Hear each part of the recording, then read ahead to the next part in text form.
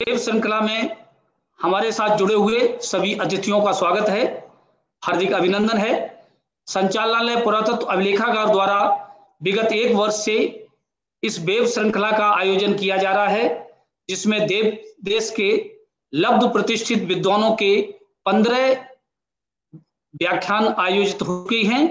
आज के व्याख्यान के प्रमुख वक्ता हैं प्रोफेसर गिरिराज कुमार साहब, वो हमारे बीच में जुड़े हुए हैं। आज के प्रमुख वक्ता हैं। मैं सर्वप्रथम प्रोफेसर गिरिराज कुमार के बारे में संक्षेप में परिचय दूंगा, तत्पश्चात उनसे व्याख्यान प्रस्तुत करने का अनुरोध करूंगा।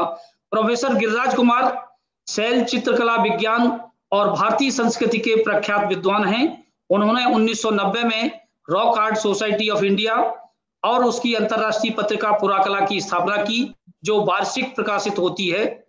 RSI और पुराकला दोनों international federation of rock art organization के शुरुआती सदस्य हैं।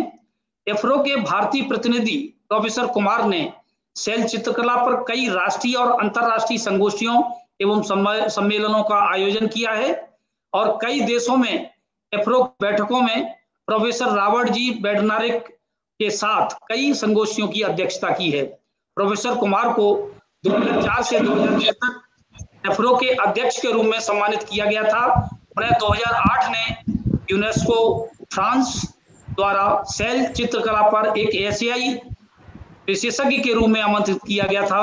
शैल चित्रकला विज्ञान और पुरातत्व में उनके उत्कृष्ट योगदान के लिए उन्हें 22 मार्च 2021 को मध्य प्रदेश द्वारा प्रतिष्ठित डॉक्टर विष्णु श्रीधर पाकणकर राष्ट्रीय सम्मान वर्ष 2018 से सम्मानित किया गया है। अब मैं प्रोफेसर गिरिराज कुमार साहब से अनुरोध करूंगा कि वो अपना शोध पत्र प्रस्तुत करें। प्रोफेसर गिरिराज कुमार साहब।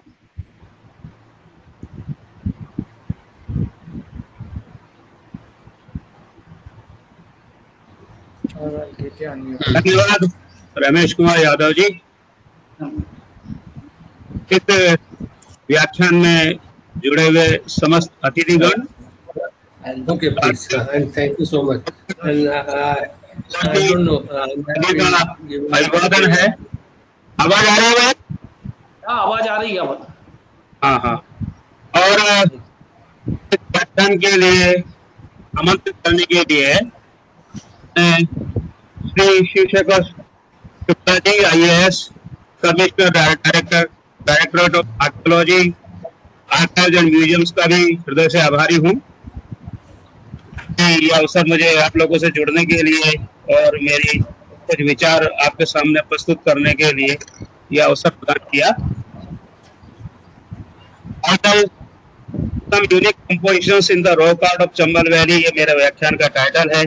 वैसे मुझसे आग्रह किया गया था कि सब चंबल वैली के रॉक आर्ट पे मैं प्रस्तुत करूं, लेकिन मैंने सोचा कि मेरी जो पर्टिकुलर ऑब्जर्वेशंस हैं चंबल वैली के रॉक आर्ट पर, के बारे में आपको मैं अपने व्याख्यान प्रस्तुत कर रहा हूँ। रॉक आर्ट मैं अपनी जो लैंग्वेज इंग्लिश और हिंदी दोनों यूज करूंगा, क्योंकि अधिकांश जुड़ेंगे हैं वो अधिकांश हिंदी समझने वाले हैं, तो इंग्लिश और हिंदी दोनों को करूंगा मैं यूज। जैसी आपकी सुविधा सर करिए। जी। तो क्या है? These are the creative manifestations of the perception of reality of early man to human history on the bare surface of rock. ये चलचित्र है, ये मानव ने जो उसके आसपास के परिवेश को जैसा जाना, जैसे उसकी दुनिया को जाना समझा और जैसा उस परिवेश में अपने जीवन को जैसा उसने महसूस, उन अनुभूतियों को शैल चित्रों में बताया गया है। और ये शैल चित्र बिना है पूरे विश्व में पाए जाते हैं और इन्हें प्रकार से बनाया जाता है। टेक्निक्स बनाने की दो हैं। एक चट्टान में से कुछ खोद कर निकालना, करके रॉक आर्ट को पेट्रोग्लिफ्स कहते हैं, और ये जो सामने दिख रहा है ये बहुत इंपॉर्टेंट एविडेंस है, जो हिमबेटका की जो आइटोनिक लेवल है उसमें वाकण का शब्द जो था उसमें ये मिला है अश्विन लेवल से। तो यहाँ पर एक मेंटरिंग लाइन दिखाई देती है और एक ब्लॉक बना हुआ है। तो this petroglyph is Ashwin level from Ashwin level. और दूसरी टेक्निक है एडिटिव टेक्निक, के ऊपर लगा के बनाया जाता है। तो अधिकांश भारतवर्ष में जो रॉक पेंटिंग्स मिलती हैं वो मिनरल कलर्स यानी कलर्स के द्वारा बनाई गई हैं। और ये कारण है कि इसमें ऑर्गेनिक मैटर जो भी हमारी रिसर्च हुई है उसमें हम लगभग नहीं खोज पाए, इसलिए हमारे डायरेक्ट डेट बहुत कम है। रॉकआर्ट का महत्व क्या है?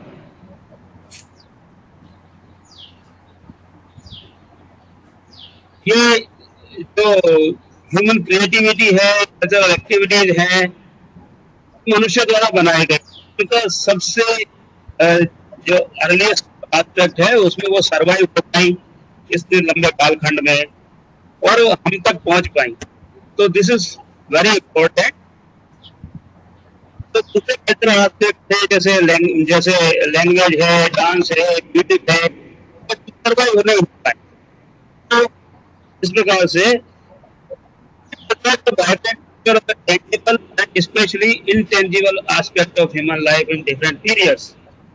तो उसकी भौतिक संपदा थी वो तो दिखाई देती है हमको, उसका भौतिक विकास, लेकिन साथ साथ जो उसके जो थॉट प्रोसेस है, विचार हैं, जो उसकी कल्चरल जो एस्पेक्ट है वो हमको प्रकार से दिखाई देता और प्रकार की दूसरी आर्कियोलॉजिकल एविडेंस से उतना प्रभावी नहीं दिखाई देता।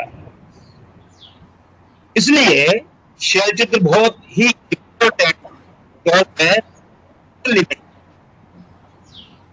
मनुष्य का जो ज्ञानात्मक विकास है यानी कॉग्निटिव डेवलपमेंट और उसका इंटेलेक्चुअल डेवलपमेंट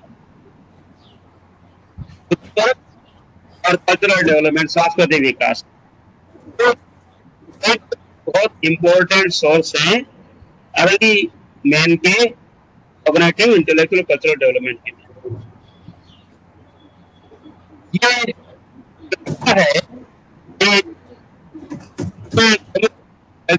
जो रीजन्स है भारतवर्ष के अंदर उनको बताता है। और यहाँ ये बताना जरूरी है कि भारत विश्व के सबसे देशों में एक है जहाँ चलचित्रों के भंडार पाए जाते हैं, खजाने पाए जाते हैं। दूसरा है तो दूसरे दो हैं साउथ अफ्रीका और Australia.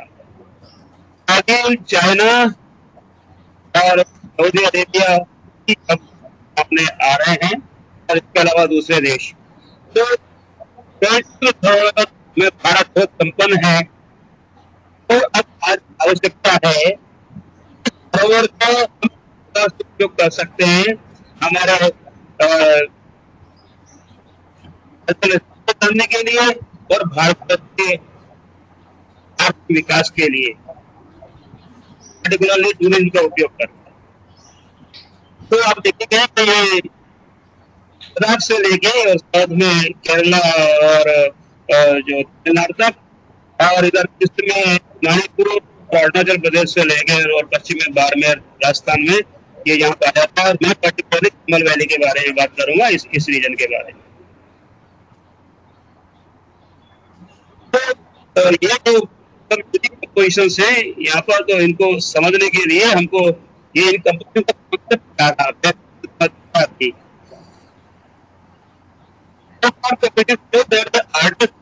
observers of the nature and role of humans in it। हमें समझना चाहिए कि मनुष्य प्रकृति का एक अभिन्न अंग रहा है और प्रकृति में जो भी घटनाएं होती रही तो वो उसने न सिर्फ देखी, अनुभव की, बल्कि उसका एक हिस्सा भी रहा है, पार्ट भी रहा है। तो उसने उनके जीवन की उन विशेष घटनाओं घटनाओं में से कुछ एपिसोड है, तब उनको रॉक आर्ट कंपोजिशन के रूप में प्रेजेंट किया। और वो जो प्रेजेंट हम चंबल वैली में देखते हैं, जो प्रेजेंटेशन यूनिक है, यूनिक है, ये मैं कंपोजिशन से आपको समझाऊंगा। The selection of the time and scope for the presentation of the composition is also significant. लेकिन सिर्फ कंपोजिशन ही नहीं इम्पोर्टेंट है, कंपोजिशन कहाँ बनाया गया, जो सिलेक्शन जो किया उसने, ये जिस स्कोप पर बनाया गया वो बहुत महत्वपूर्ण है।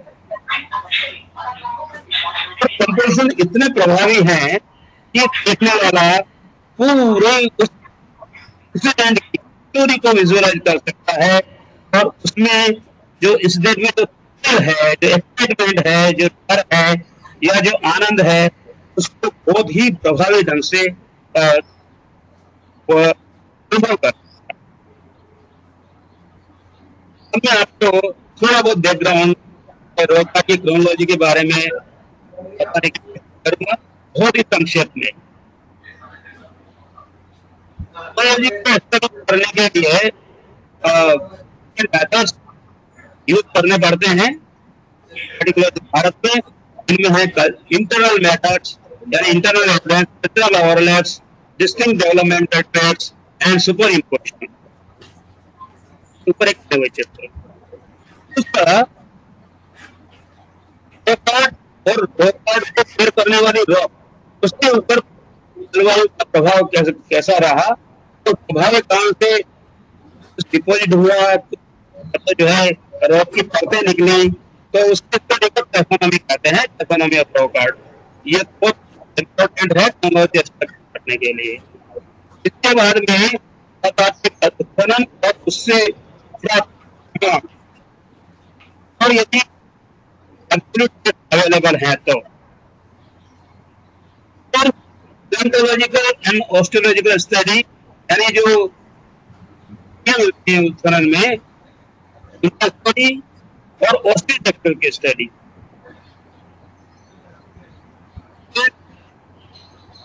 अवेलेबल है तो मेथड यूज करते हैं MS14C, OSL, थोरियम, कॉस्मोलॉजिकल यानी बेरिलियम 10 मेथड और माइक्रो इरोजन मेथड्स।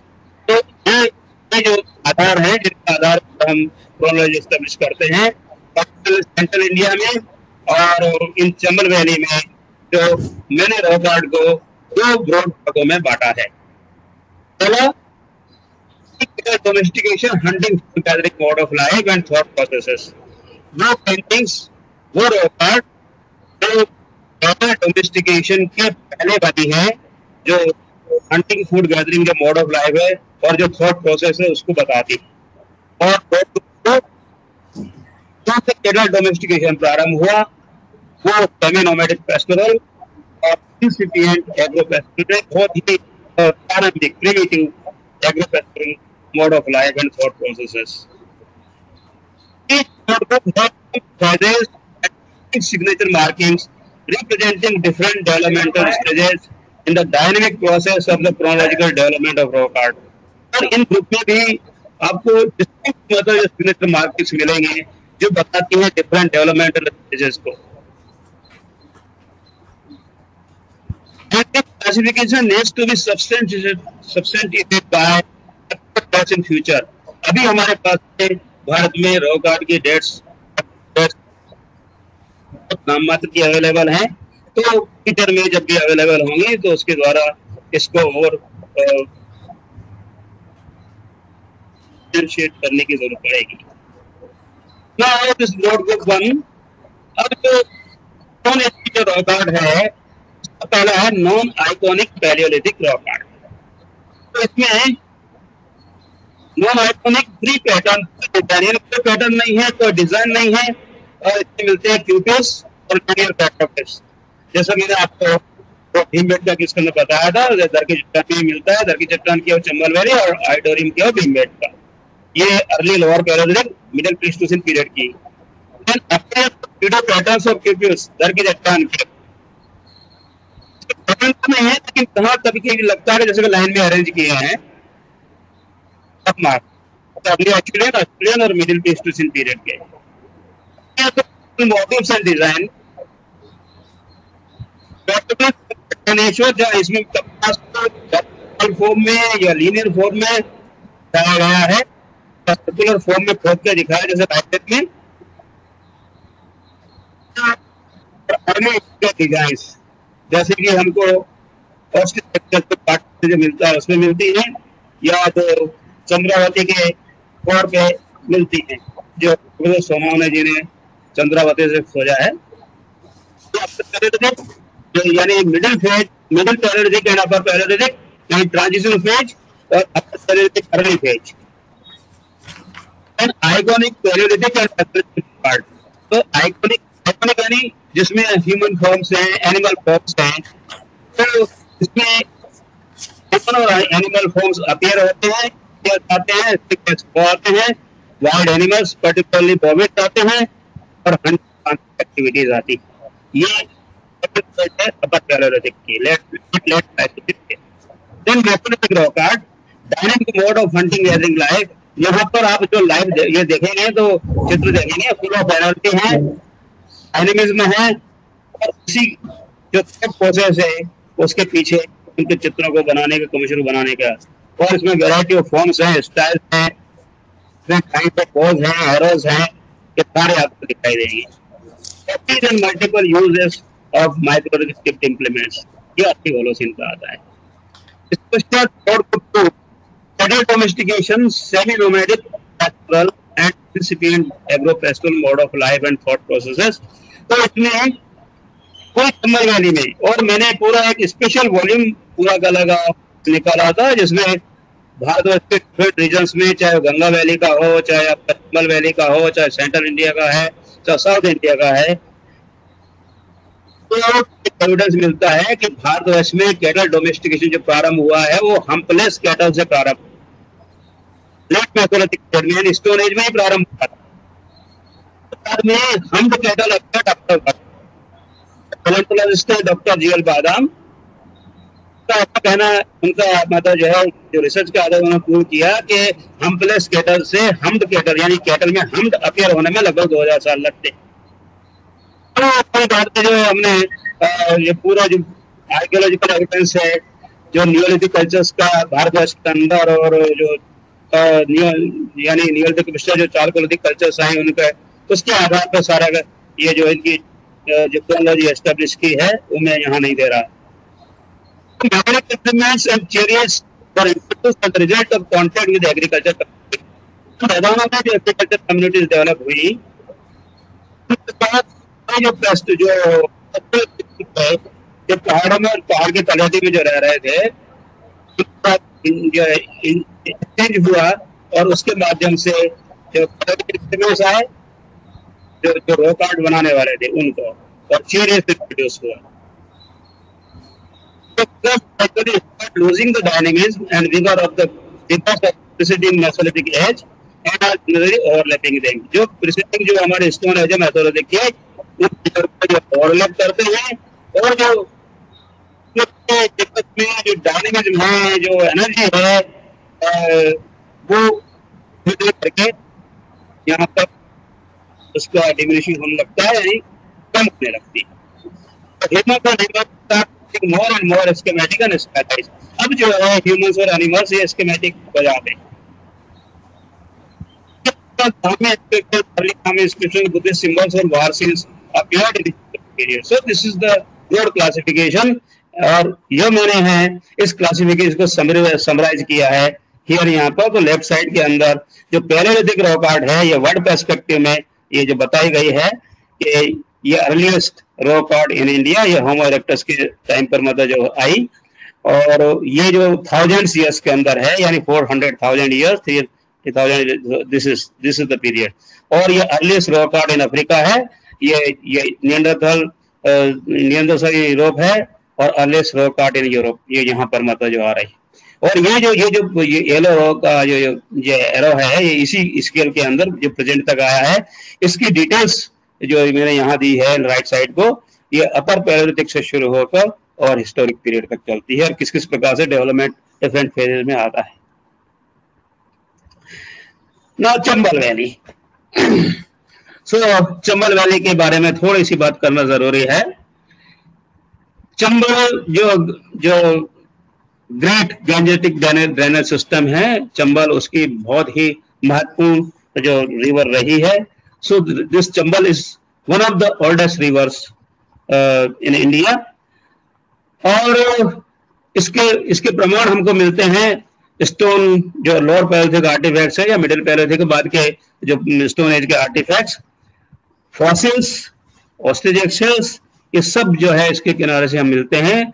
इसी के किनारे जो हमको डिफरेंट चालकोलिथिक साइट्स मिलती हैं, हिस्टोरिक साइट्स मिलती हैं. अब लेटर वैदिक पीरियड में पहले जो है यमुना थी वो वैदिक नदी तमा सरस्वती की सहायक नदी हुआ करती थी. लेटर वैदिक पीरियड में कुछ टेक्टोनिक मूवमेंट हुआ तो जमीन अपलिफ्ट हो गई और उसने अपना कोर्स बदल के और ये चंबल को मिलने लगी इटावा के पास. सो इस प्रकार से ये रिवर चंबल एक पेरिनियल रिवर है, बहुत ही इंपॉर्टेंट जो है जल का साधन है. और ये जो है महाभारत के समय लेटर जो पौराणिक पीरियड है उसमें ये चर्मण्यवती या चर्मण्यवती के नाम से जाना जाता था इसको, कि सब रंती देव ने यहाँ यज्ञ किया था, उसके चमड़ों से जो मतलब जो ब्लड निकला था, जो पानी निकला था, उसके कारण से मतलब ये बनी है. लेकिन ये चूंकि इतनी पुरानी नदी है तो इसके पहले भी इसका नेचुरली लोग को जानते होंगे और लिटरेचर में आया कुछ न कुछ कहीं उल्लेख आया होगा. ये एक रिसर्च का विषय है. So this river is very important. और मुझे कहना चाहिए कि it was the federal land for the development of culture and civilization in the western part of India. और मैं जो बात करूंगा ये जो यहाँ से मतलब भानपुरा प्लेटो से कोटा बूंदी तक प्लेटो जो है, तो ये गांधी सागर लेक है, बहुत बड़ी लेक है गांधी सागर की. और ये भानपुरा प्लेटो है, ये रावतभाटा प्लेटो है और ये कोटा बूंदी प्लेटो है. सो इस प्लेटो में मतलब जो है आप देखेंगे कि मतलब जो मेजर रॉक आर्ट साइट से भानपुरा जो प्लेटो है, इसमें दरकी चट्टान, चिब्बर नाला, गांधी सागर और चतुर्भुज नाथ नाला. और इसके अलावा ये जो है बूंदी, इसमें गरड़दा ये है, चट्टानेश्वर ये कोटा जिले में ही है और काला टोला भी कोटा जिले में है, लेकिन ये रावतभाटा के प्लेटो के अंदर है. सो अब मैं इसको प्रारंभ करता हूँ ये यूनिक कंपोजिशंस के बारे में. दरकी चट्टान जो क्या है, ये दरकी चट्टान और चतुर्भुज नाथ नाला, ये जो मेरे मित्र हैं मिस्टर रमेश कुमार पंचोली, उनके द्वारा इन दोनों साइट्स को जो स्कॉलरली वर्ड है उसके सामने लाया गया. So you credit goes to him for their discoveries. ये जो दरकी चट्टान है ये भानपुरा के पास में इंद्रगढ़ हिल है, वहां पर ये केव है और बहुत ही नैरो केव है. इट इज वेरी नैरो केव. यानी ये समझिए कि 140 सेंटीमीटर बस, ये यहाँ से इसका जो माउथ है 140 सेंटीमीटर है बस. और ये 7.5 मीटर गहरी है, 7.5 मीटर ऊंची है. और ये इसकी दोनों वॉल्स के ऊपर 500 से ज्यादा तपमास बने हुए हैं. तो ये वर्ल्ड की रिचेस्ट पैलियोलिथिक क्यूपिल साइट है, पेट्रोग्लिफ साइट है. इतनी रिचली कोई रॉक आर्ट साइट है ही नहीं. फिर आप देखेंगे कि ये जो कपमास है इसमें कोई पैटर्न नहीं है, कोई जो है आपका फॉर्म नहीं है. मतलब फॉर्म तो ये जो आपका फंडामेंटल फॉर्म होता है सर्कुलर, वो फॉर्म है. लेकिन महत्वपूर्ण ये है कि ये जो कपमासी सदर्न फेस, तो ये आपको कपमास दिखाई दे रहे हैं यहाँ पर, इसके नॉर्दर्न फेस पे भी इस प्रकार से. लेकिन जो फ्रंट पोर्शन है इस केव का, ये पूरा एक्सफोलिएटेड है. यानी जो क्यूबिल बेयरिंग जो सरफेस है वो एक्सफोलिएट हो गए, अब गिर गई तो कहाँ जाएंगी वो गिरी हुई स्लैब्स, कहाँ जाएंगी? इस केव के सामने जो डिपॉजिट हुआ है उसमें हुई होंगी. सो दिस द केव 1993 में खोजा. फिर हमने इसके जो है इसको प्रेजेंट किया 1995 में, और एक पेपर भी मतलब जो ऑस्ट्रेलिया से पब्लिश हुआ था इसके बारे में. तब हमने इसको जितनी भी मेरी जो उस वक्त की विजडम थी, जो नॉलेज थी, वो उसमें लगा के मैंने कहा कि या तो ये जो है कपमास हमारे ट्रांजिशन फेज जो ऑस्ट्रेलियन से मिडिल पैलेथिक जाता है वहाँ क्या है, या उसके पहले के हैं. तो वह प्रश्न आया कि साहब मतलब हाउ डू यू से, क्योंकि उस वक्त मतलब ये कहना बहुत बड़ी हिम्मत की बात थी. लोग बाग मतलब यूरोप की केव को ही, रॉक आर्ट को ही अर्ली मानते थे और वो जो अपर पैलेयोलिथिक से ज्यादा जाती नहीं थी। तो ये कहना बड़ी बात थी। तो मतलब जो है ये जो दरकिचित्तान केव है, ये EIB प्रोजेक्ट के माध्यम से 20 साल से भी ज्यादा तक स्टडी की गई है। EIB प्रोजेक्ट यानी early Indian petrochemist project, it's a joint venture by rock art society of India and Australian rock art research association. तो ये चल रहा है इसका स्टडी। तो ये जो यानी ये जो स्लैब्स जो आगे मतलब जो उसके सेडिमेंट्स में थी, तो इसको प्रूव करने के लिए हमने इसको एक्सकर्शन किया 2002 से लेके और 2006 तक। और thanks to this the archaeological survey of India not only for giving the permission to excavate but also to support this project partially. तो यहाँ जो एक्सकेवेशन में ये हमें मतलब जो पूरी ये लोअर पैलेयोलिथिक जो साइट है, ये पूरा जो मिलता है जो डिपॉजिट सारा। और ये सबसे बड़ी बात है कि यहाँ पर जो चॉपर जॉगिंग टूल्स हैं वो अलग अलग स्टेटा में मतलब 5वीं 6ठी जो लेयर है उसमें मिलते हैं। और वहां से हमको हैमर स्टोन मिले और स्लैब्स मिली हियरिंग कप मार्क्स। तो ये बहुत इंपॉर्टेंट एविडेंस वर्ल्ड के लिए, वर्ल्ड पर्सपेक्टिव में है। और फिर जो है ये हैमर स्टोन से ये कंटिन्यू रहते हैं इवन थर्ड और सेकंड लेयर तक। So archaeologically, this site has been proved that this is the earliest rock art site in the world, and antiquity goes to the lower Paleolithic period. So this is not only significant in terms of this the earliest rock art, but it changed the mindset of this the persons, and now this the people are thinking of and now exploring the early rock art in the world. और सबसे बड़ी बात है कि जो early rock art होगी वो सामान्यतः नॉन आइकॉनिक ही होगी। सो यदि आप अर्ली रॉक आर्ट खोजना चाहते हैं और आप फिगरेटिव रॉक आर्ट खोजेंगे तो मतलब you will not get it. फिर दूसरी बात कि जो चॉपर चॉपिंग टूल्स वाला जो स्थिति है, यानी early form of this the archaeological cultural जो डेवलपमेंट है, वो भी मतलब जो यहाँ से जो हमको दिखाई देता है एक आर्कियोलॉजिकल स्ट्रैटिफिकेशन के रूप में। तो ये दूसरा एविडेंस। अब है चिब्बन नाला। चिब्बन नाला ये इसके नाम से ही लगता है कि it was a very important Buddhist site. ये चीवर होता है जो बुद्धिस्ट के जो मोंक रहते हैं वो यूज करते हैं। तो ये गोर्ज है जो चिब्बन वाला ये गोर्ज है।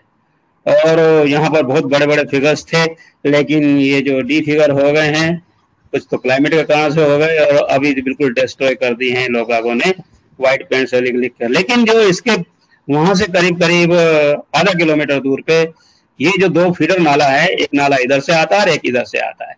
ये यहाँ पर एक रॉक शेल्टर है। और लेकिन इसमें बहुत इंपॉर्टेंट बात यह है कि यहाँ नीचे जो टाइगर का हैबिटेट है, यहाँ टाइगर अभी भी रहता है और वो अपने मतलब जो शिकार करता है इस एरिया में आके। सो ये जो स्टोन एज का मेसोलिथिक कंपोजिशन है, इसमें ये एक टीम बताई है आर्चर्स की, जिसमें दो व्यक्ति हैं, 2 धनुधारी हैं, और टाइगर ने अटैक कर दिया फुल फोर्स के साथ में। लेकिन जो सबसे important you can see this composition वो क्या है क्या नहीं है। लेकिन जो इंपॉर्टेंट मतलब उसक्यों यूनिक है, पूरे इंडिया की रॉक आर्ट के अंदर this is the only composition showing the spirit of human spirit of facing the challenges, not only the challenges but even the death, close death. ये जो इसने अपने साथी का एक हाथ भी पकड़ लिया है मुंह के अंदर, और जो दूसरा साथी डर के बारे भागा नहीं, वो मतलब जो है शूट कर रहा है एरो को इस टाइगर के हेड के अंदर। सो this is the spirit of the Chambal valley people to face the challenges from the head, from the front. और ये स्पिरिट मैं समझता हूं आज भी है चंबल वैली के लोगों के अंदर। So this is a unique composition in Indian rock art. अब ये जो है ये गांधी सागर का जो गोर्ज है, उस गोर्ज के ऊपर बड़े बड़े रॉक शेल्टर हैं। ये जो बहुत बड़ा रॉक शेल्टर था, इसका ये एक पोर्शन टूट के नीचे गिर गया है और ये मैगजीन रॉक शेल्टर कहलाता है, क्योंकि जब ये रॉक शेल्टर जो बना था, ये गांधी सागर डैम बना था, तो यहाँ पर मतलब एक स्टोर बनाया था उन्होंने बारूद वगैरह का, इसलिए इसको मैगजीन का पास है, इसलिए मैगजीन रॉक शेल्टर कहते हैं। इस रॉक शेल्टर की खास बात यह है कि यहाँ विशाल मतलब बड़े बड़े कंपोजिशंस रॉक आर्ट के बने हैं। और ये जो है आप देखिए कि ये गांधी सागर गोर्ज है, व्यू है इस रॉक शेल्टर से। अब गांधी सागर गोर्ज की थोड़ा सा बात करें, समझना बहुत जरूरी है। ये करीब जो गांधी सागर का इस साइड में जो 84 गढ़ है, यहाँ से प्रारंभ होती है गोर्ज और कोटा तक जाती है राजस्थान में, 110 किलोमीटर लॉन्ग। और ये एक मेजर जियोलॉजिकल फॉल्ट है जिसके थ्रू ये जो है चंबल बहती थी, जिसने इसको गोर्ज को बनाया। ये गांधी सागर में लगभग 514 मीटर वाइड है और करीब 100 मीटर डीप है। तो ये जो मैगजीन रॉक शेल्टर है, it is partially submerged in the water of the Gandhi Sagar dam every year. लगभग ये जो है 7-8 महीने पानी में डूबा रहता है ये पोर्शन। अब इस पानी के डूबने से क्या हुआ कि ये जो इतनी सी रॉक आर्ट थी, ये रॉक आर्ट चूंकि गांधी सागर डैम बना था 60-61 में, तब से ये मतलब जब 60 साल का करीब हो गया है, तो ये पानी में हर साल डूबता है। तो इसके ऊपर एक व्हाइट एनक्रस्टेशन साल्ट का डिपोजिट के इन पेंटिंग के ऊपर आ गया है। लेकिन ये इस कॉर्नर में जो इंपॉर्टेंट कंपोजिशन बने उस इत्तेफाक से सर्वाइव हुए, क्योंकि ये थोड़ी ऊंचाई पे बने हुए हैं। Now this is a very important composition of the dissected reptile. अब ये जो रेप्टाइल है, ये लाइफ साइज है, लगभग ये 165 सेंटीमीटर लंबा है यहां से लेकर और यहां तक। और this is the ventral surface. कुछ लोग अब कह सकते हैं कि सब ये तो जो एक्सरे डिजाइन है वो एक्सरे डिजाइन है, लेकिन एक्सरे डिजाइन में हम एनिमल्स को प्रोफाइल में देखते हैं और उसके इंटरनल ऑर्गन्स बताए जाते हैं। ये जो है ये इंटरनल ऑर्गन्स मतलब ये वेंट्रल साइड है इस एनिमल की, जो इसके जो मुंह के पास में ये जो आपके मांसपेशियां दिखाई गई हैं उससे भी दिखाई देता है। और लेकिन जो खास बात है कि आर्टिस्ट ने उसकी पूंछ नहीं बनाया, जैसे ये क्रेवाइसिस के अंदर से मतलब जो निकल जो शायद उसके अंदर घुसी हुई उसकी पूंछ, वो इस प्रकार से बताया, यानी किस प्रकार से जुडिशियसली यूज किया है उसने सरफेस को वो लाइफ साइज फिगर बनाने के लिए। तो ये इसकी खास बात है। This is the unique in Indian rock art. अब इसी के पास में राइट साइड को एक दूसरा कंपोजिट एनिमल बना है। ये फिश लाइक कंपोजिट एनिमल है जिसकी बॉडी तो फिश की है। ये 105 सेंटीमीटर लंबा है। क्योंकि फेड हो रहा है, ये अर्ली फिगर्स हैं, तो अर्ली फिगर्स आपको बहुत अच्छे रूप में कम मिलेंगे। ये देखिए अब व्हाइट जो डिपोजिट इसके ऊपर आ रहा है। तो ये इसकी जो बॉडी है ये बिल्कुल डेकोरेटेड है कि यहाँ मतलब जो हृदय श्री ने ये जो डिजाइन बनाया है, आई कॉपी है ये। तो ये जो बॉडी है ये तो फिश की है, इसमें मतलब जो है इसके फिन्स हैं ये 2 जगह पर। और लेकिन खास बात ये इसका जो हेड है, it is like a mammal with big years. So this is a composite animal. और यहाँ इस शेल्टर में यानी बड़े बड़े फिगर्स दिखाई देते हैं। अब ये जो दूसरा फिगर है, दूसरा कंपोजिशन है, ये is a unique form of the animal with powerful is the energy and strength. तो ये दौड़ता हुआ बताया गया है। ये करीब 105 सेंटीमीटर लंबा है और इसके जो पीछे की जो टांगे हैं बड़ी मस्कुलर हैं। और इसमें जो स्ट्राइक्स है करीब 45 सेंटीमीटर इसका ये वन स्ट्राइक के अंदर मतलब जा रहा है। इसमें 6 लेग्स हैं। आप देखिए 2 तो ये हैं और 2 ये हैं और 2 ये आगे हैं। और लेकिन इसका जो सामने का जो इसमें आप देखिए नेक लंबी है और वेवी है। लेकिन इसका हेड जो है, इसके हेड के ऊपर जैसे सींग है इस प्रकार दिखाई दे रहे हैं. सो this is the unique creation, may be a combination composite animal. और लेकिन इसके जो ऊपर की बॉडी है, इसके ऊपर फरोज और रिजर्स हैं 7 और ऊपर से डेकोरेटेड है. अब चतुर्भुज नाथनाला. चतुर्भुज नाथनाला जो रॉक साइट है, ये मैग्निफिसेंट रॉक गैलरी है इंडिया की, और this is one of the longest rock art galleries in the world. It is wonderful, it is beautiful. ये एक ही शेल्टर दिखाई देता है लंबा चौड़ा, बस उसमें बीच बीच में स्यूडो पार्टीशंस बने हुए. अब इसमें खास बात यह है कि जैसे वाइल्ड एलिफेंट हमेशा ग्रुप में रहते हैं, नंबर 1 बात. लेकिन पूरे चतुर्भुज नाथनाला के इतने बड़े शेल्टर के अंदर, इसमें मतलब करीब 2500 से ज्यादा, 2500 से ज्यादा कंपोजिशंस हैं.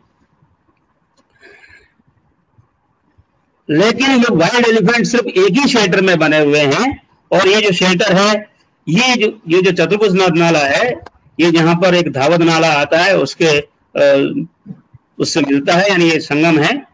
और इस रॉक शेल्टर के पास में, ये बड़ा रॉक शेल्टर है, इसके पास में इसके राइट साइड को, यानी अप स्ट्रीम को एक छोटा रॉक शेल्टर है, उसके अंदर ये वाइल्ड एलिफेंट्स बने हुए हैं.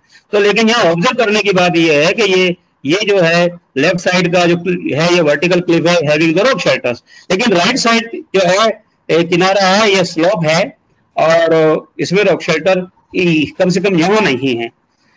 तो एलिफेंट्स को पानी बहुत प्रिय होता है, उसमें अटखेलियां भी करते हैं, पानी भी पीते हैं. तो ये यहाँ से एलिफेंट्स नीचे आते होंगे, और आर्टिस्ट ने यहाँ उनको अटखेलियां करते हुए देखा होगा. इसलिए इस रॉक शेल्टर के अंदर हमको वाइल्ड एलिफेंट मेल भी दिखाई देता है, 2 और एलिफेंट हैं. लेकिन ये जो कंपोजिशन है, ये बहुत इंपॉर्टेंट है. क्यों इंपॉर्टेंट है? कि इसके अंदर एक शी एलिफेंट और उसका बच्चा काफ, ये चेज कर रहे हैं एक आर्चर को. शायद आर्चर उनके जो है डेंजर जोन में आ गया था, और उनकी जो पीस थी, जो सिक्योरिटी, उसको डिस्टर्ब किया. सो दे आर चेजिंग. और ये जो आप देखिए, इसमें मतलब लोअर पोर्शन, ये जो इसकी ट्रंक है, ये एक्सटेंडेड ट्रंक है. इसके लिए जहाँ से मतलब जो हेड आता है, लेकिन ये जार्निक है, ये इसका जो है लिप है, और ये इसके फ्रंट लेग्स हैं. बाकी ये वर्ज है ना जो शेल्टर का, ये आप देख सकते हैं. तो इस पे मतलब जो है ना, इसका पानी आता रहता है बरसात के अंदर इसका, तो इसलिए डिफिकल्ट होगा. लेकिन जो है इसका जो काफ है, बच्चा है, ये बिल्कुल स्पष्ट दिखाई देता है हियर. और ये इसकी सूंड है, ये इसका हेड पोर्शन है, और ये 2 जांघें, ये गैलोपिंग, ये जैसे जंप लगाते हैं बच्चे, ऐसा मतलब जो गैलोपिंग पोज में बताया है.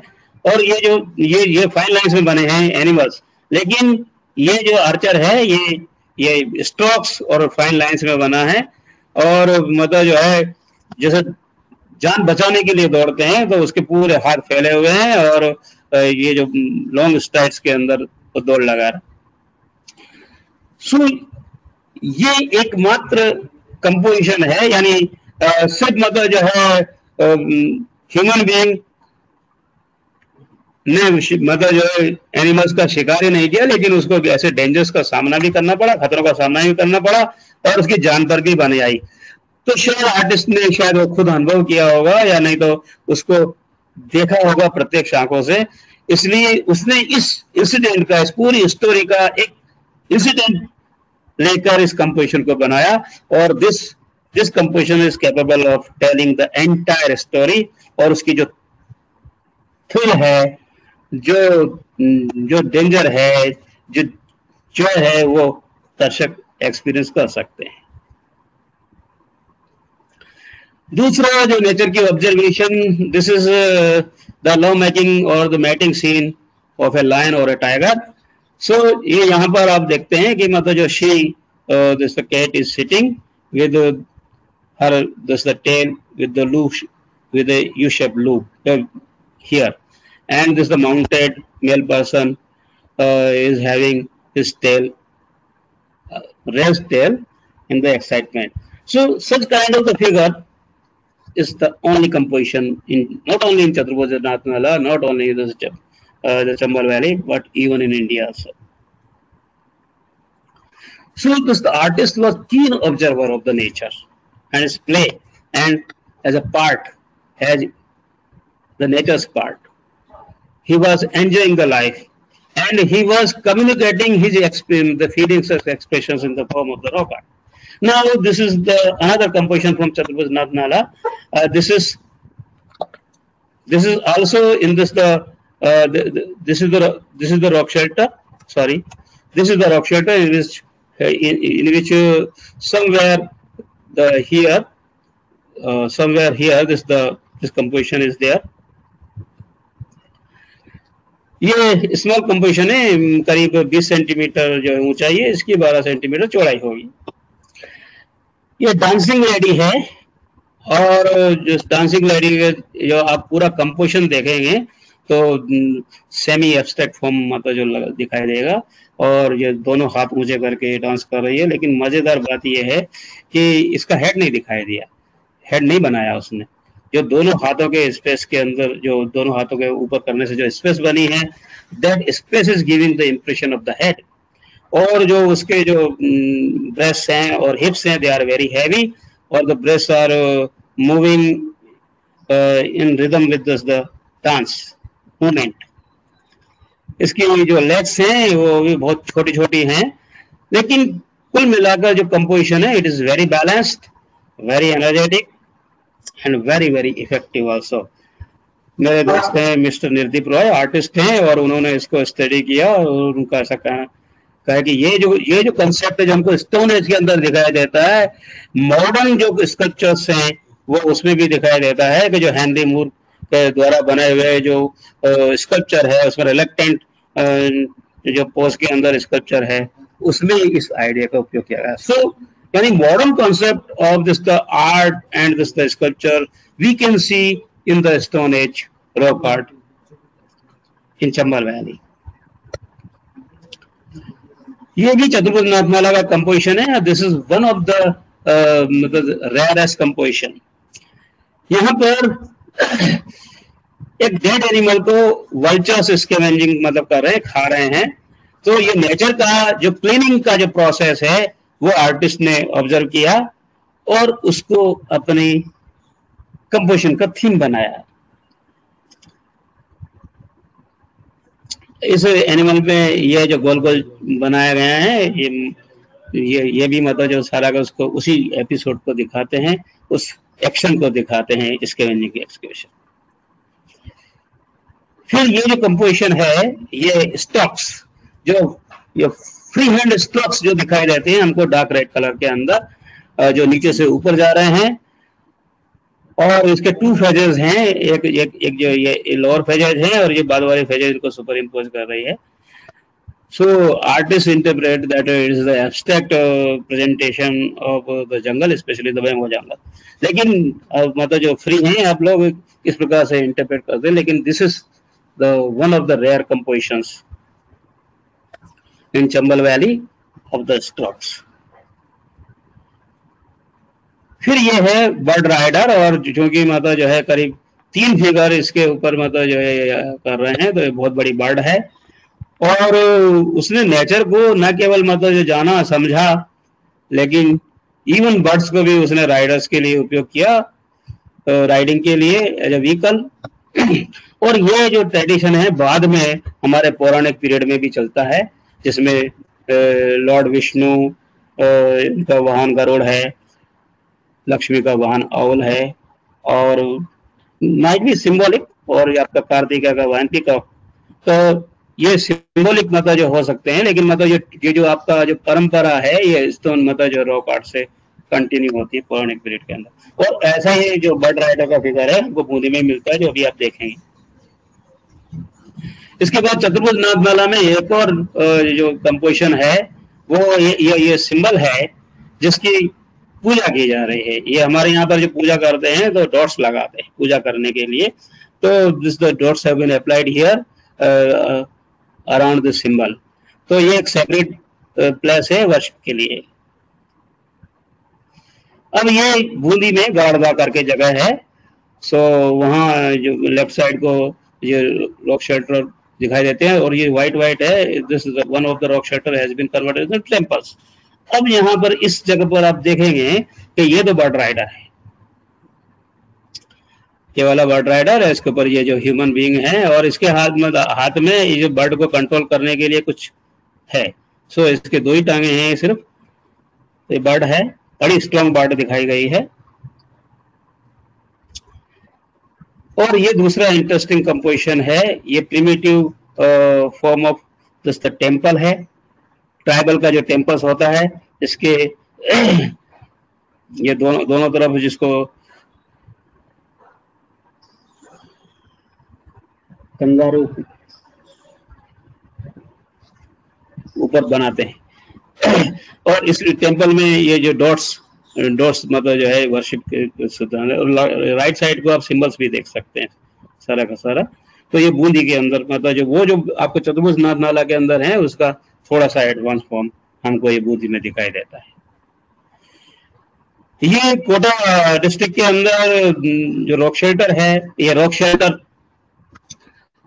बड़े बड़े रॉक शेल्टर भी हैं इसके पास में, लेकिन ये जो एक बहुत छोटा सा जो रॉक शेल्टर है ये हियर इसके अंदर, और ये बहुत छोटा है और सिक्लूडेड एरिया के अंदर it bears a very important this the ritual dance figure. ये करीब 80 सेंटीमीटर मतलब जो है लंबा है, और इसमें जो इस पूरे जो रेक्टेंगुलर कंपोजिशन को 2 भागों में बांट दिया गया है। ये बहुत हैवी गदा है जिसके ऊपर 2 मेल डियर फिगर्स हैं, और इसके नीचे जो 7 डांसर्स हैं, और फ्रंट 3 जो डांसर हैं उनके बीच में 2 बच्चे भी हैं। ये तो ये एक रिचुअल डांस है, और इसको ये जो यहाँ पर है बहुत स्टर्डी बो एंड एरो ये एक हाथ में लिए हुए है। दूसरा जो लास्ट वाला डांसर है ये भी इसके हाथ में कुछ प्रकार की एक डिवाइस है, और ये बहुत स्ट्रॉन्ग मतलब जो गदा है जो पूरे कंपोजिशन को कवर किए हुए है। ये आपके मैसोलिथिक कंपोजिशन है, लेकिन गदा के बारे में एक स्टोरी हमको वैदिक लिटरेचर में मिलती है, जिसमें जो यूनिवर्सल मोनार्क है मानधाता जो विनाश का पुत्र, वो एक बार जब बच्चा था तब जंगल में घूमने जाता है अपने दोस्त के साथ में, तो वो एक मंदिर देखते हैं और उस मंदिर में वो अंदर प्रवेश करते हैं, अपने सारे हथियार वगैरह बाहर रख देते हैं। अंदर जाकर देखते हैं कि एक गोल पत्थर है जिसके ऊपर फूल पत्तियां पड़ी हुई हैं, और उसके पास एक बहुत हैवी बड़ी गदा है। मंदिर के अंदर दीवारों पर चित्र बने हुए। इसी बीच में वो जो फिलिस्तीन ट्राइब है वो उसके लोग आ जाते हैं, कभी उनको लगता है कोई हमारे मंदिर में घुस गया, तो वो चारों ओर से घेर लेते हैं उसको। तब मतलब जो मानदाता को समझ आता है कि हम तो घिर गए हैं, अब उसके सारे हथियार तो बाहर रखे थे। तब उन्होंने मतलब उसने ये जो गदा है जो बहुत भारी थी, जो फिलिस्तीन मतलब 4-5 लोग भी मिलकर नहीं उठा पाते थे, उसको उसने उठाया और उनको मतलब लेकर बाहर आया। तो सारे जो ट्राइबल्स थे वो घुटने के बल बैठ गए और हाथ जोड़े कि भाई तुम ही हमारे देवता हो, क्योंकि वो इतना ताकतवर था कि उसने उसको उठाया। लेकिन जो इंटरेस्टिंग जो इसमें स्टोरी है वो ये है कि महाभारत में जो भीम है उसकी भीम की जो गदा थी, उस गदा के बारे में कहा जाता है कि ये सहस्त्र रिपुदल वारिणी, यानी दुश्मनों के जो दल होते थे, ग्रुप होते थे, ऐसे हजारों ग्रुपों को मारने वाली, संहार करने वाली ये गदा है। और ये गदा भीम को परंपरा से मिली थी मानधाता से। सो गदा जो हथियार है ये स्टोन से चला आ रहा है। कितनी एक्सकेवेशन साइज में भी ये जो मैस है वो मिलती है, उसका हेड पोर्शन मिलता है। लेकिन हम यदि हमारे स्टोन की रॉक आर्ट को हमारी परंपराओं के साथ में यदि जोड़ें तो मतलब जो we can build a narrative. So this is also unique composition. और दूसरा यूनिक कंपोजिशन ये रावतभाटा जो प्लेटो है वहां से आता है, कोटा जिले के अंदर है। This the sacrificial ritual scene of a bull, और करीब करीब 40 आदमी, यानी मतलब इस बुल को चारों टांगों से बांध रखा है, और इसकी मतलब जो है हेड के पोर्शन में गर्दन से बांध रखा है, पूंछ से मतलब जो बांध रखा है, और इसके जो बैली है इसके अंदर भी या तो कुछ तीर घुसे हुए हैं या मतलब खून टपक रहा है। लेकिन सबसे इम्पोर्टेंट है कि ओझा, ये जो प्रिस्ट है ये हाथ में भाला लिए हुए है, इसके हाथ में इस साइड को भी कुछ न कुछ ये जो ऑब्जेक्ट है। So this is the rare composition of bull sacrifice in Chambal valley. Concluding remarks, ये जो कंपोजिशंस हैं जो यहाँ ऊपर डिस्कस किए गए हैं, ये सिर्फ आपको चंबल वैली में मिलते हैं और कहीं से नहीं मिलते। इनका जो कॉन्सेप्ट है, जो फिलॉसफी है, वो भी मतलब जो है और उनका प्रेजेंटेशन यूनिक है।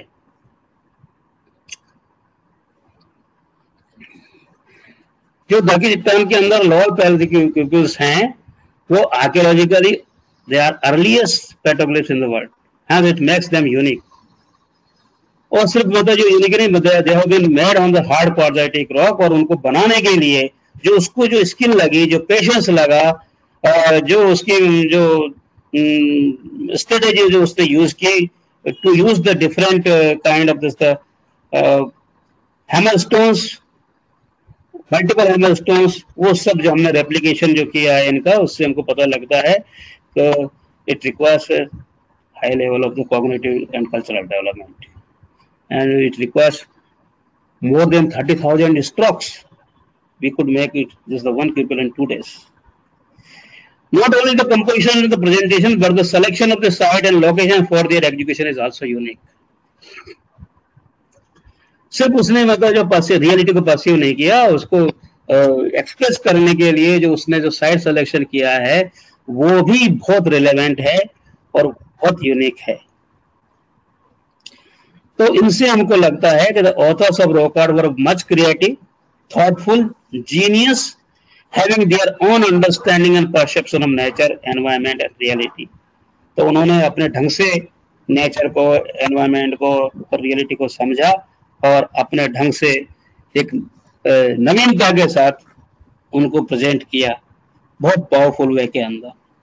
These compositions reflect the higher level of cognitive and cultural development of their authors in different periods of human development.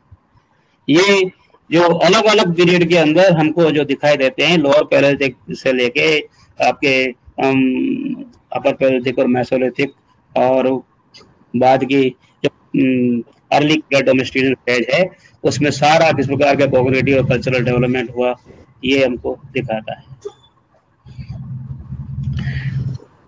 About the features of the rock art make the Chambal valley unique. जिस ये Chambal valley को यह एक unique है cultural और आपका cognitive development के लिए। And it was the epicentre of the cognitive and cultural development right from the stone as till present. तो यहाँ पर एक कंटिन्यूटी मिलती है हमको, कॉग्निटिव यानी अभिज्ञानात्मक विकास और सांस्कृतिक विकास की कंटिन्यूटी मिलती है, जो बहुत रेयर है। हमको आपके विंध्याचल पर्वत श्रेणी में आपको भीमबेटका और उसके आसपास के रीजन पे दिखाई देते। और ये जो यहाँ पर चंबल वैली में जो दरकी चट्टान जो केव है, वो अर्लीस्ट पैलेयोलिथिक रॉक आर्ट साइट है। चतुर्भुज नाथ नाला ये वंडरफुल जिस द रॉक आर्ट गैलरी है, one of the longest rock art gallery है। और गांधी सागर ये अपने यूनिक कंपोजिशन के लिए बहुत महत्वपूर्ण है। So we can proud of this stone age heritage in Chambal valley, and these form the heritage of humanity. ये सिर्फ मतलब जो हमारी ही नहीं ये हेरिटेज है, ये पूरी मानवता की हेरिटेज है, और इनको वर्ल्ड यूनेस्को के वर्ल्ड हेरिटेज लिस्ट में लाने के लिए हमें प्रयास करना चाहिए।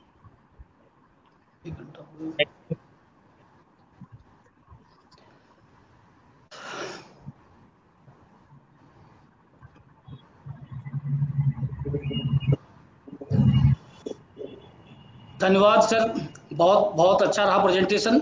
लेकिन हमारे साथ में कुछ लोग जुड़े हुए हैं, प्रोफेसर जिसमें ओटा साहब हैं, हिमांशु शेखर हैं। सर वो कुछ आपसे उन्होंने प्रश्न पूछा है, थोड़ा सा उनके जवाब आप पढ़ना पा रहे हैं सर? पहले ओटा साहब का है। हाँ जी सर, आवाज आ रही है सर हमारी? आ रही। ये ओटा साहब ने कुछ प्रश्न इस पर टाइप किए हुए हैं। वैसे अगर ओटा साहब जुड़े हैं तो उनसे निवेदन करेंगे खुद ही अगर पूछ ले तो ज्यादा बेटर होगा। यदि आप पढ़ रहे हो तो इसके जवाब जैसे what is the road ahead for the rock site studies in India beyond the descriptive study of the paintings। एक ये दी लिखा हुआ है, और दूसरे भी हैं कुछ, हिमांशु शेखर हैं, इन्होंने भी 1-2 प्रश्न इसमें नोट किए हुए हैं। सर आप पढ़ रहे होंगे साइड पे? हाँ, मैं देख रहा हूँ। What is the road for rock art study in India beyond the descriptive study of? साहब आपने बहुत अच्छा प्रश्न किया है, और हमको यानी रॉक आर्ट स्टडी के लिए 2 एस्पेक्ट हैं, एक प्री प्रोडक्शन और पोस्ट प्रोडक्शन स्टडी। तो पोस्ट प्रोडक्शन स्टडी के अंदर तो अभी तक हम करते ही आए ना, मल्टीडिसिप्लिनरी जो सारा का सारा है, यानी उसकी टेक्नोनॉमी स्टडी करना, क्लाइमेटिक स्टडी करना, माइक्रोस्कोपिक स्टडी करना, ये और आपका मिनरलॉजी की स्टडी करना, मिनरलॉजिकल और एब्सोल्यूट डेट्स के स्टडी करना, ये सारे मल्टीडिसिप्लिनरी हैं। लेकिन साथ ही साथ प्री प्रोडक्शन जो स्टेज है उसका स्टडी करना, यानी कैसे बनाया गया है, क्या टेक्निक यूज किया है, तो this is the with the help of this replication, that is experiment। तो ये बहुत जरूरी है स्टडी करने के लिए। और ये दरकी चट्टान का जो क्यूपिस है उसके लिए तो हमने करीब 2002 से लेके और 2014 तक ये इनका रेप्लिकेशन प्रोसेस किया है, और this is the pioneer project in the world for the understanding this the technology of cupules. दूसरा, ये जो रॉक पेंटिंग्स है इनके लिए भी जो हमने शुरुआत की थी ये कोरोना के पहले रेप्लिकेशन करने के लिए, तो किस प्रकार से ब्रश बनाए होंगे, किस प्रकार से उनकी मटेरियल का यूज किया होगा, साइड सिलेक्शन कैसे किया होगा, ब्रश कैसे मतलब जो है डेवलप किए होंगे, और साथ साथ ये जो पर्टिकुलरली हमने चतुर्भुज नाथनाला एक कंपोजिशन, जो चतुर्भुज नाथनाला भानपुरा से करीब करीब 30-32 किलोमीटर दूर है, तो हमने रेप्लिकेशन वहां नहीं किया चतुर्भुज नाथनाला में, हमने रेप्लिकेशन किया बड़े महादेव के पास, भानपुरा के पास ही, ताकि वो एक टूरिस्ट साइट है और टूरिस्ट को मतलब जो कोई फर्क नहीं पड़ता, वो मतलब जो रेप्लिकेशन देखें या ओरिजिनल देखें। तो रेप्लिकेशन करने से हमें बहुत सी चीजें समझ में आई। मतलब अभी बहुत प्रोटोटाइप स्टडी है, प्रिलिमिनरी स्टडी है कि सब ये जो है एक इंडिविजुअल काम नहीं है, कम्युनिटी वर्क है, it's the celebration of life. और ये जो ब्रश बनाना है ये अपने आप में बहुत महत्वपूर्ण है। किस प्रकार के ब्रशों का यूज होता है, तो हमने मतलब जो है आपका पाम टिप का यूज किया, हमने जो मंकी के जो टेल है उसके ब्रश यूज किए, हेयर्स के ब्रश यूज किए, हमने बैम्बू किया, ये सारे के सारे किए। तो उसमें हमने मतलब जो है एडिटिव भी यूज किया, उसमें बनियान ट्री का जो सेप होता है, जो जूस होता है उसको किया। लेकिन जैसे हमारा ब्लड कोएगुलेट होता है उसी प्रकार से उसने मतलब जो है इतना गाढ़ा कर दिया उसको कि मतलब जो चलाने लायक नहीं रहा। तो ये बहुत ही प्रारंभिक स्टडी है। और उसके बाद में हम वहाँ जहाँ एक्सपेरिमेंट कर रहे थे वहीं कोरोना से ग्रसित हो गए, तो बाद में मतलब कोरोना से लड़े और अब जो है आपके सामने बैठे हुए हैं। तो जो है यानी ये जो आपका रोड मैप है आगे का, वो है यानी प्री प्रोडक्शन स्टेज क्या है और प्रोडक्शन स्टेज क्या है, उसमें मल्टी डिसिप्लिनरी जो प्रोजेक्ट्स यदि बनेंगे तो उस आधार पर हम आगे इसको रॉक आर्ट को साइंटिफिक लेवल पे ले जा सकते हैं। This is Himanshu Shekhar. What do you mean by linear petroglyphs? Are they cubes in linear patterns? If so, does they belong to Pleistocene period? Okay, sir. Linear pattern में यानी एक तो जो खोद के एनग्रेविंग करके लाइन बनाई है, जैसा हम देखते हैं कि आपके ऑडिटोरियम के जो वहां पर जो बोल्डर मिला है, बोल्डर के ऊपर एक कप मार के साथ ही वो जो लीनियर एनग्रेविंग मिली है, तो वो भी है। आपके दरकी चट्टान में भी इस प्रकार के लीनियर जो है एनग्रेविंग मिली है। लेकिन जो आप कह रहे हैं वो पैटर्न है, ये यानी कपमास को लीनियर अरेंजमेंट में जमाना, ये पैटर्न है। और ये धीरे धीरे मतलब जो डेवलपमेंट की स्टेज दिखाता है। हर एक यानी कपमास की ट्रेडिशन आपका लोअर पैलेलिथिक से लेके अभी तक यानी मॉडर्न स्टेज तक सब बनते हैं।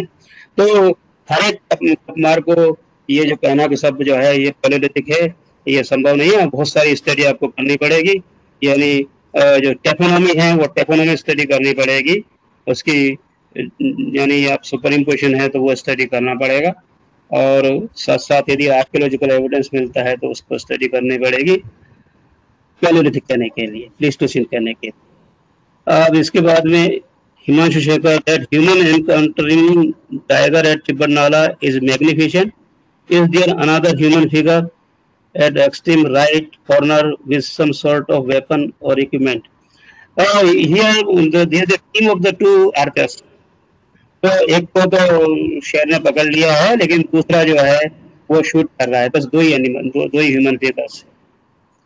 और कुछ पोर्टर साहब ने सर और पूछा नीचे, पोर्टर साहब का नीचे और है। हाँ हाँ हाँ, वो लिखा है, do you see any ostrich creativity in lithic artefacts?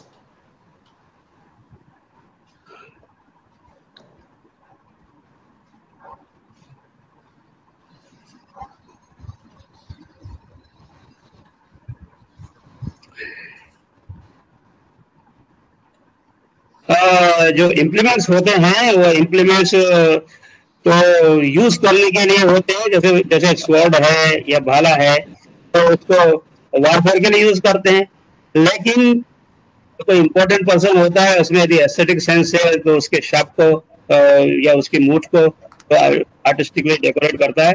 इसी प्रकार से जो स्टंट टूल्स हैं पर्टिकुलरली यदि वो यूटिलिटेरियन है, यदि नहीं है तो उनका जो खासतौर से उनकी जो बनावट है और उनकी बनावट बहुत फाइन है, तो उनमें से यदि किसी कॉन्टेक्स्ट में यदि मिलते हैं हमको इस प्रकार के, तो हम कह सकते हैं कि हाँ साहब मतलब जो है आर्टिस्टिक इसके ऊपर काम किया गया है।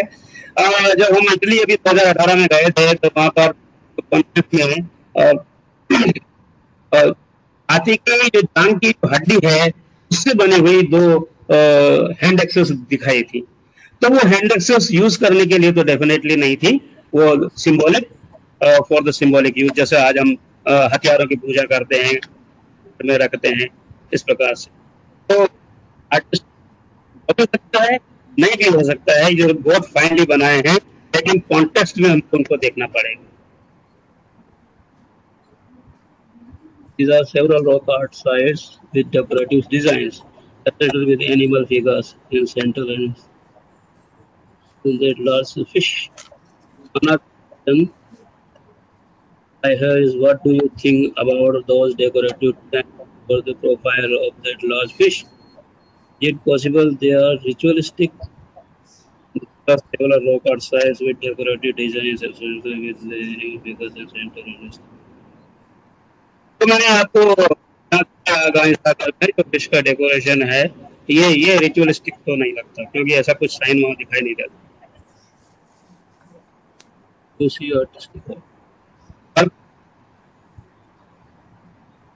Okay, sir. Thank you, sir.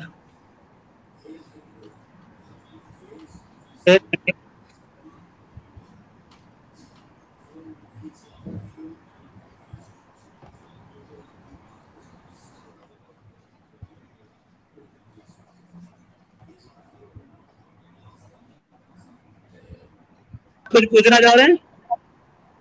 आपका सर एक प्रश्न और है, do you feel that style in rock art continued through time?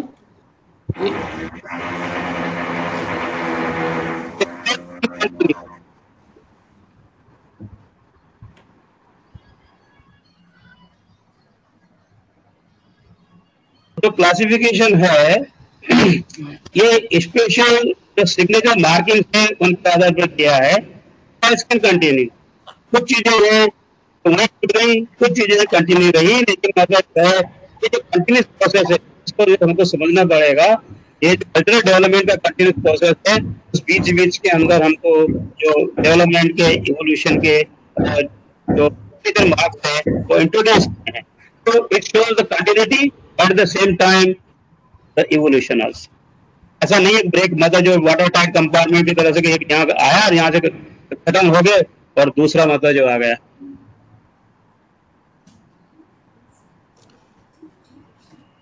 ठीक है, और कोई है? एक्सीलेंट।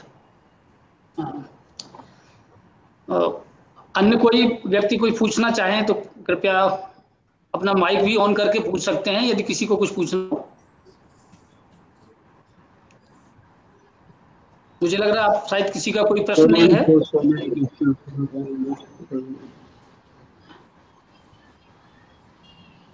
नहीं है, तो ठीक है, धन्यवाद। सभी हमारे साथ जितने भी उपस्थित लोग हैं सभी विद्वानों का बहुत बहुत आभार, धन्यवाद, और विशेषकर प्रोफेसर गिरिराज कुमार साहब का। और आपके व्याख्यान से एक चीज निश्चित हुई कि दर की चट्टान विश्व की सबसे प्राचीनतम शैल कला साइट है। दूसरी चीज, पेट्रोग्लिफ्स के जो महत्वपूर्ण अवशेष यहाँ से प्रकाश में आए हैं वो अद्वितीय हैं।